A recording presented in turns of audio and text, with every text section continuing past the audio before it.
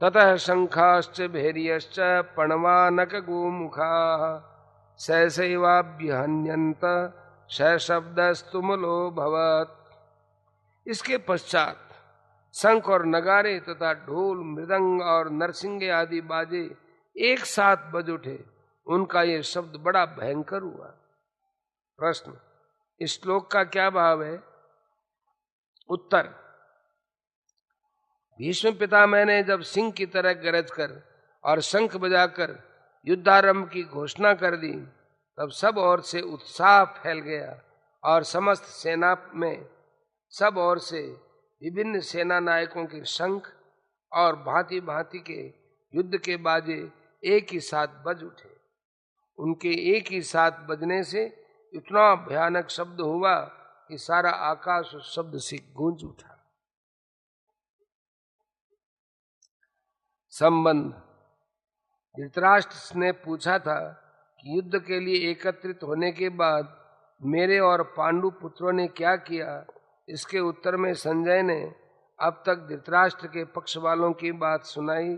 अब पांडवों ने क्या किया उसे 5 श्लोकों में बतलाते हैं।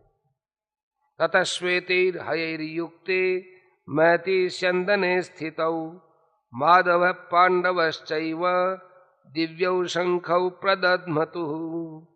इसके अनंतर सफेद घोड़ों से युक्त उत्तम रथ में बैठे हुए श्री कृष्ण महाराज और अर्जुन ने भी अलौकिक शंख बजाया। प्रश्न, इस श्लोक का क्या भाव है? उत्तर, अर्जुन का रथ बहुत ही विशाल और उत्तम था। वह सोने से मंडा हुआ, बड़ा ही तेजोमय, अत्यंत प्रकाशयुक्त, खूब मजबूत, बहुत बड़ा और परम सुंदर था। उस पर अनेकों पताकाएं फहरा रही थी। पताकाओं में घुंघरू लगे हुए थे।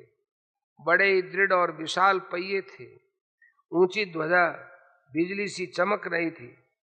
उसमें चंद्रमा और तारों के चिन्ह थे और उस पर श्री हनुमान जी विराजमान थे। ध्वजा के संबंध में संजय ने दुर्योधन को बतलाया था कि वे तिरछे और ऊपर सब और 1 योजन तक फहराया करती है।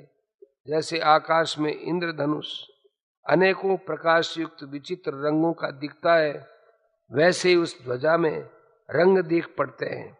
इतनी विशाल और फैली हुई होने पर भी न तो उसमें बोझ है, न वह कहीं रुकती है, न अटकती है। वृक्षों के झुंड में भी वे निर्बाध चली जाती है। वृक्ष उसे छूते नहीं है। 4 बड़े सुंदर सुसज्जित सुशिक्षित बलवान और तेजी से चलने वाले सफेद दिव्य घोड़े उस रथ में जुटे हुए थे।